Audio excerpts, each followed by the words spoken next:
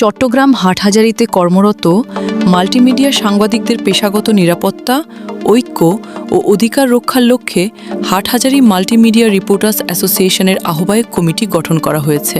রবিবার ৩ মে দুপুরে চট্টগ্রাম বিশ্ববিদ্যালয় সংলগ্ন একটি রেস্টুরেন্টে আয়োজিত এক সভার মাধ্যমে সংগঠনটির আনুষ্ঠানিক যাত্রা শুরু হয়। দিনটি ছিল বিশ্ব মুক্ত গণমাধ্যম দিবস, যা সংগঠনের সূচনা তাৎপর্যকে আরও গভীর করেছে। সভায় বিস্তারিত আলোচনা ও পর্যালোচনার পর সর্বসম্মতিক্রমে দৈনিক জনকণ্ঠের হাটহাজারী প্রতিনিধি মোহাম্মদ ওসমান গনিকে আহ্বায়ক এবং সিপ্লাস টিভির রিপোর্টার মোহাম্মদ সোয়াইবকে সদস্য সচিব মনোনীত করা হয়। এছাড়া যুগ্ম আহ্বায়ক হিসেবে দৈনিক সময়ের কাগজের প্রতিনিধি HM এরশাদ আলী, অর্থসচিব বৈশাখী টেলিভিশনের প্রতিনিধি আবু নোমান নির্বাচিত হন।